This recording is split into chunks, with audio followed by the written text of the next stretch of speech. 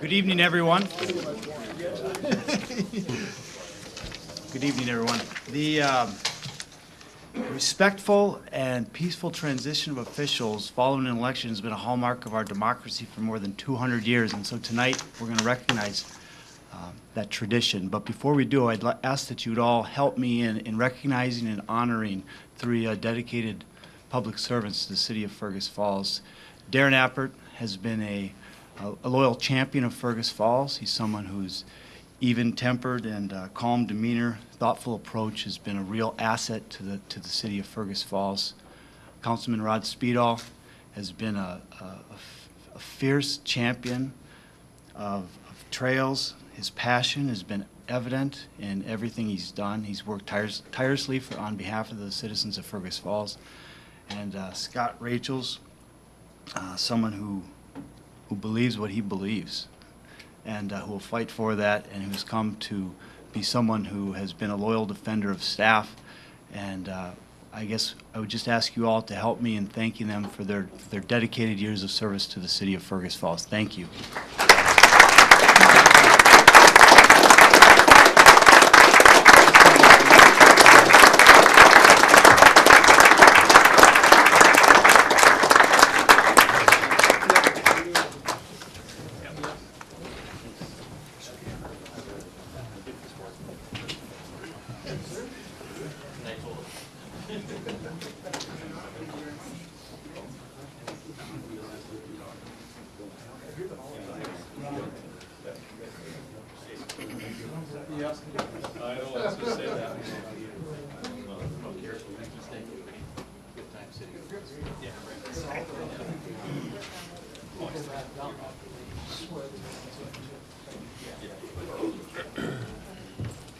Just one thing, Ben, before you start, can I do something? Because I got, Ben, can I do something before I go? Absolutely. If any of you would like to say Everybody anything. noticed they got all new plaques up on there. The guy told me they were coming, so I went out and got us, me and Rod, and their plats, Ward 4, 2014, 2018, and Rod Ward 1, or Dan Ward 1, 2014 and 18. I'll make sure you guys get those. And they're a ½ inch bigger, 2 inches longer.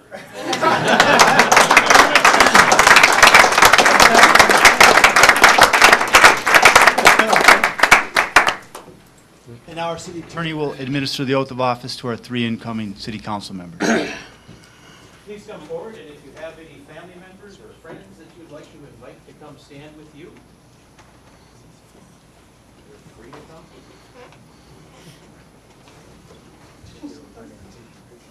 Okay. Otherwise, please raise your right hand and repeat after me. I, then state your name. I, Krista Hayward, Do solemnly swear do solemnly swear that I will support the Constitution of the United States, that I will support the Constitution of the United States, that I will support the Constitution of the State of Minnesota, that I will support the Constitution of the State of Minnesota, that I will support the Charter of the City of Fergus Falls, that I will support the Charter of the City of Fergus Falls, and faithfully discharge my duties and faithfully discharge my duties as City Council Member to the City of Fergus Falls, as City Council Member to the City of Fergus Falls, to the best of my judgment and ability, to the best of my judgment and ability, so help me God. so help me God. Congratulations. You may take your seats. Unless you want to have a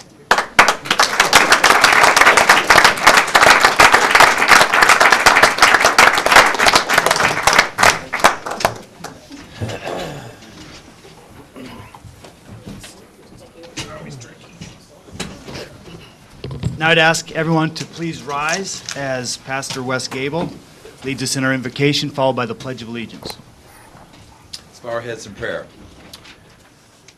Dear Lord, as we come to this new year and a new city council as a result of that, you've given us the gift of life, you've given us the gift of this community, and we have agendas set before us, but yet you have an agenda that touches residents and all who Fergus Falls touches. So may your wisdom and your grace prevail in all of our meetings. In the name of Jesus Christ. Amen. Amen. Amen. I pledge allegiance to the flag of the United States of America and to the republic for which it stands, one nation under God, indivisible, with liberty and justice for all. It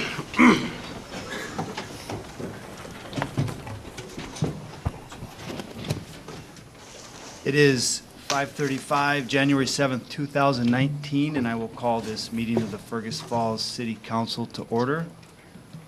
Roll call, please. Thompson. Here. Ferguson. Here. Gustafson. Here. Hicks. Yeah. Fish. Here. Haysbert. Here. Kwame. Here. Rupert. Here. We have a quorum. The first item on the agenda is the approval of the agenda, and I will call on our city administrator, Andrew Bremseth, to ask if there's any additions or corrections to the agenda. Yes, thank you, Your Honor. Members of the council, Happy New Year and welcome to the new members. We do have a few things this evening that we have to change. Item number 6 under the consent agenda has been, Councilmember Kwame has asked that that be removed and discussed separately. And then on item number 7, the public hearing date will change from January 22nd to February 4th, so just to note that.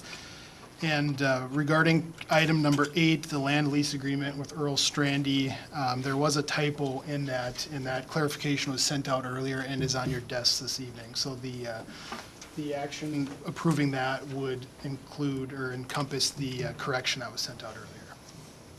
Thank you, Andrew. With that, I would entertain a motion to accept the agenda as amended. Make that motion.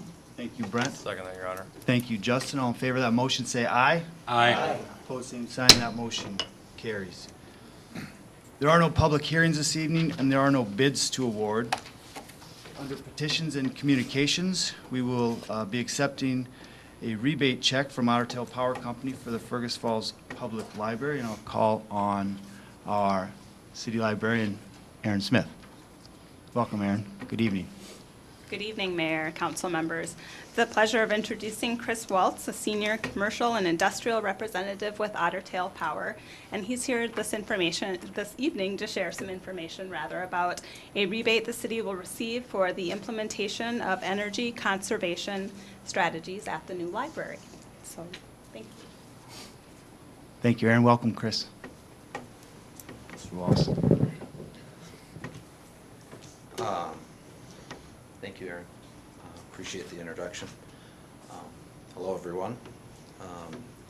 Welcome, new members. Let's see. Good. I did remember the check. That's Thank you. wanted to make sure on that, so we're good. Just kidding. But like Aaron mentioned, you know, this is probably the best part of my job is being able to participate and give rebate checks back for really great work that communities do and businesses do in the effort of energy efficiency and energy conservation. And this is really a showcase, I guess, in my opinion, when I look across new buildings and new construction going on across Minnesota. You know, just in the work that I do day to day amongst our communities. The new library should stand out, and for those that won't know, I'll try to explain as best I can and try to forego some of the engineering lingo and some of that stuff. But I think it is something that, you know, from a building occupancy standpoint and an energy use standpoint, it should be highlighted. It will be a great performing building moving forward, and it should have a really lasting impact on the community. You know, not only for the efficiency standpoint, but also what the library will provide to the community as well. So, just some highlights. The City of Fergus Falls essentially participated in our Integrated Building Design Plus program. So that is a program that's designed for new buildings, new construction buildings. There's a component of free energy modeling that's associated with that, and then we help essentially what we dub as the design team, so that would be the architects, the engineers, and all of that, to basically support and provide comment and feedback for making a building more efficient and really tying that and enhancing the community's ability to capture our rebates and maximize those. And so essentially from a building standpoint, the biggest piece of of energy consumption in our buildings in this climate is our heating and cooling system. And the heating and cooling system at the library really is, by all measure, what I would dub state-of-the-art. It is what's called a water-sourced variable refrigerant flow system. And so for, you know, the non-engineering folks, and everybody's got to love engineers, and that's why they, you know, charge what they do. They come up with terms like that, right? But essentially what that means is there's two systems going on. One is there's a system that is in the ground, and that's the geothermal loop field or heat pump system. And that essentially acts as a battery. It's a thermal storage device. What we do is we pull energy out of the ground and we put energy back into the ground by this system. And the other component is what's going on in the building. And that variable refrigerant flow part of that essentially moves heating and cooling energy in the building from one area to the other. So it maximizes both the heating and cooling from the ground and within the building itself, because as you know, in office settings and where else, you know, people like cooler temperatures and other people like warmer temperatures, and this allows for that to happen and maximize the efficiency.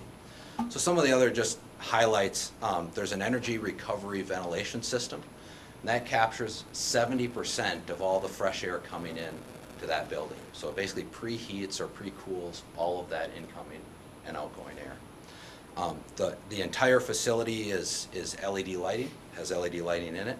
And then the other kind of part that I liked was it has a smart electric water heater that is tied to the building energy management system. For most, that doesn't mean much, but that is a new feature coming out in the industry, and it was just nice to be able to incorporate that in this project too. So overall, these are some highlights, I guess, to take away from an overall energy savings standpoint to a building built today to Minnesota Energy Code standards. This building is 52% more efficient than a like building.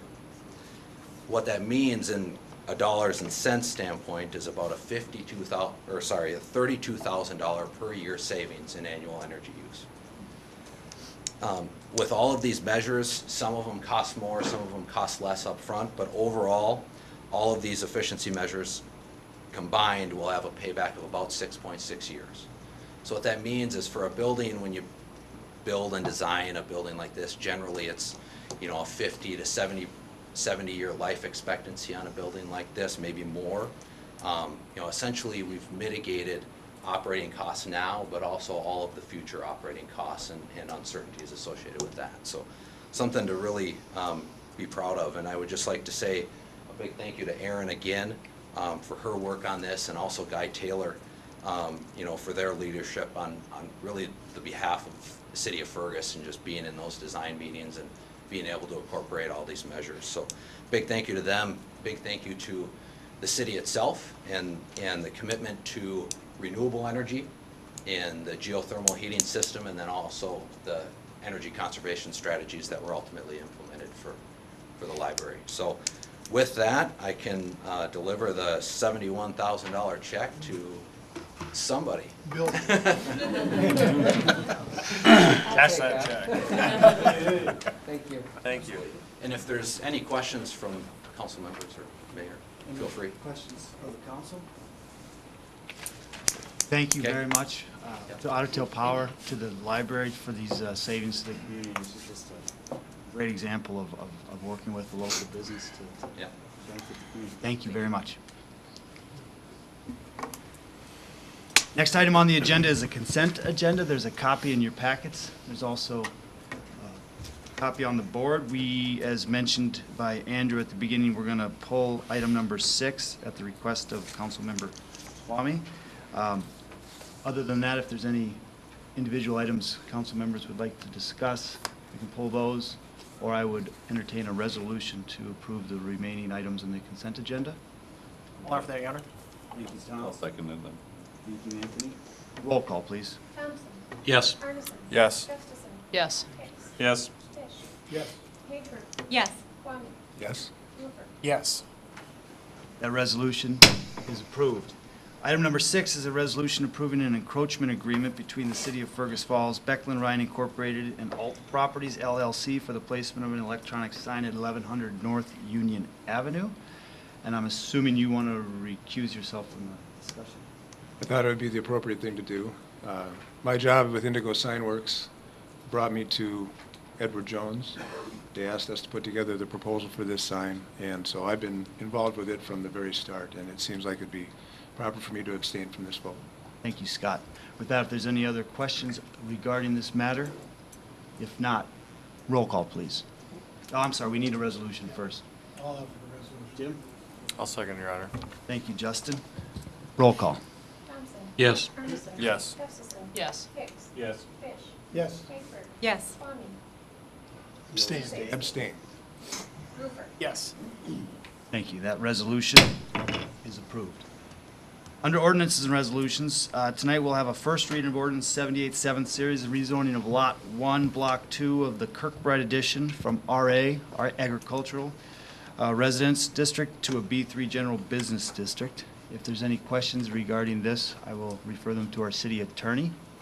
If not, we just need someone to entertain that, or I'm sorry, we just need someone to introduce that ordinance. I will introduce that, Your Honor. Thank you, Jim. Item number 2 is a second reading of ordinance 77, 7th series, which pertains to changes to the city charter that were brought forth by the Charter Commission. The Chair, Darrell Sinsling of the Charter Commission, is here. If anyone has any questions regarding that, it has been to committee and it has had a first reading. Seeing none, I would just call for a roll call, please. Thompson. Yes. Ferguson. Yes. Gustafson. Yes. Hicks. Yes. Fish. Yes. Hayford. Yes. Kwame. Yes. Rupert. Yes. That ordinance is approved. Tonight we have claims in the amount of $1,682,736.05. And if there's any questions, I will refer them to our city finance director, Bill Sonmore. And if not, I would entertain a resolution to approve the accounts. Thank you, Mr. Councilman Kwame. Thank you, Councilman Rupert. Roll call, please. Thompson. Yes. Ferguson. Yes. Gustafson. Yes. Hicks. Yes. Fish. Yes. Hayford. Yes. Kwame. Yes. Rupert. Yes. That resolution is approved.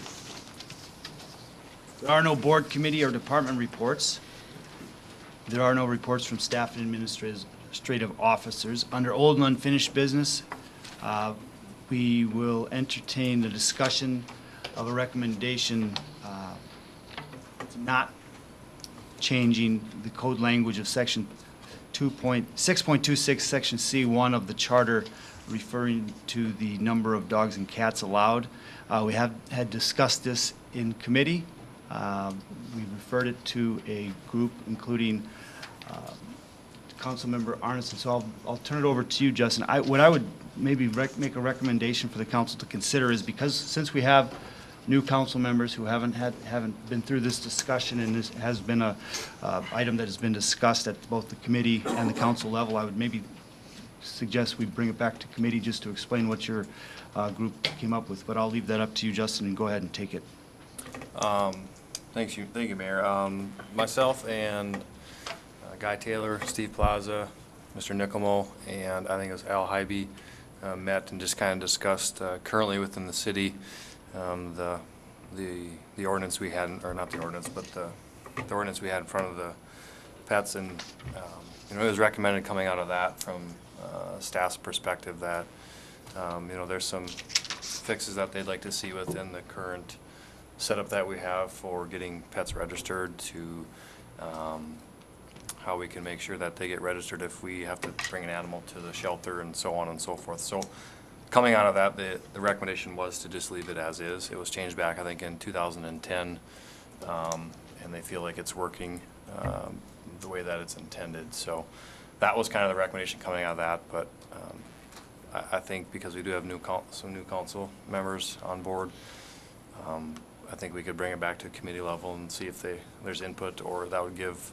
residents time to contact all of us about their concerns about either adding or not adding to this. And I would be totally comfortable with that. But I think from a staff perspective, at least my take, unless Guy wants to say something, I think the opinion kind of was that we feel like it's working just fine and that, you know, they'd like to see it stay that way. Is that a motion to send back to committee? You read my mind, that is a motion. Anyone like to second that motion? I'll second. Any further discussion? Everyone okay with sending it back to committee so the new council members can discuss it? All in favor of that motion, say aye. Aye. Opposed, same sign. That motion carries. Thank you, Justin.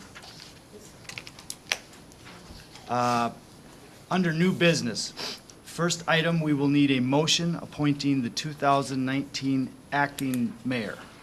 And so I will leave it up to the council. Your Honor, I would nominate Justin Arns. Are there any other nominations? I'd second that. Second to that? That was a quick second.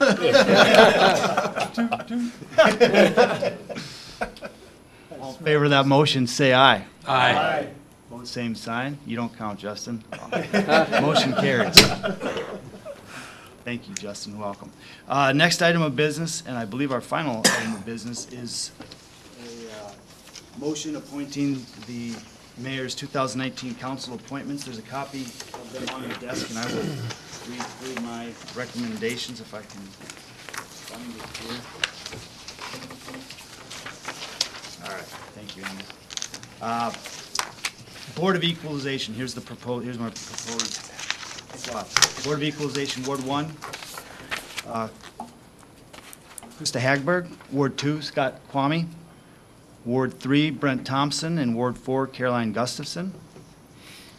Business Development of Fergus Falls, Anthony Hicks. Golf Board, Jim Fish. Hockey Association, Caroline Gustafson. Investment Committee would consist of the city administrator, the finance director, the assistant finance director, a certified financial planner, and Anthony Hicks as the council representative.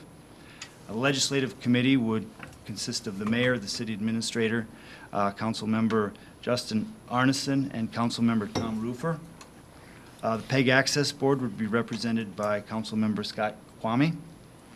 Personnel Committee would consist of Councilmember Krista Hagberg and Councilmember Caroline Gustafson. The Senior Citizens Board would be represented by Councilmember Brent Thompson. The Tax Levy Committee would be represented by the Mayor, the City Administrator, and Councilmember Justin Arneson. Visit Fergus Falls would be represented by Councilman Jim Fish, and the West Central Initiative Economic Development District would be represented by Councilmember Brent Thompson. The Port Authority, as you remember, we changed the makeup of the Port Authority by statute to consist of at least 2 council members, no more than 4 council members, and 7 members total. I plan on bringing those with the normal committee assignments on January 22nd. So with that, I guess I would entertain a motion accepting the 2019 council appointments. I'll offer that motion. Thank you. Thank you, Krista. I'll second it. Thank you, Caroline. Any questions, any discussion? All in favor of that motion, say aye. Aye.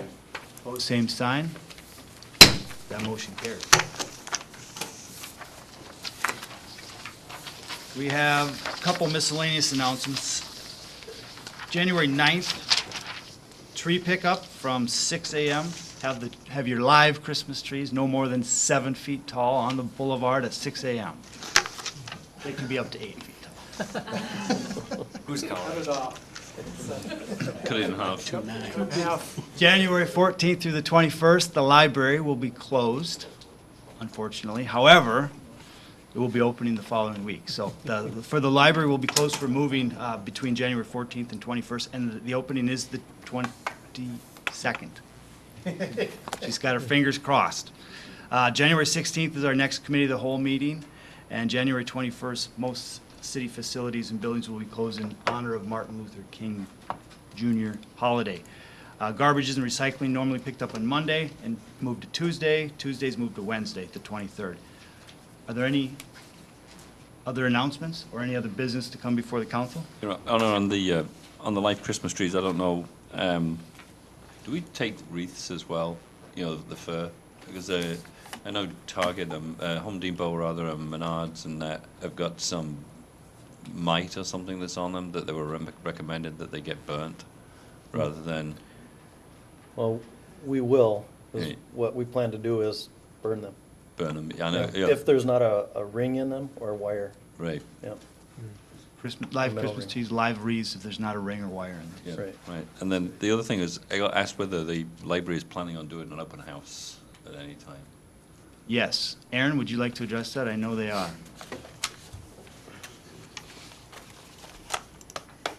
Yes, so opening on the 22nd, but planning to do more of a formal grand opening in April. April is National Library Weeks in April, and so we're hoping for nice weather so we can also share the outdoor spaces, the new outdoor spaces at the library with everyone, so when there's not so much snow. So that's the tentative plan. So we'll look forward to the date. Thank you, Aaron. Anything else come before the council? Tom? I have a suggestion actually for Councilmember Hicks that you might want to consider changing your last name to Hickson to help it flow a little bit better during Lynn's roll call. Something to noodle. Take it into consideration. Not sure what to say That on a that motion? one, but I think that's a good one to end on. We're adjourned.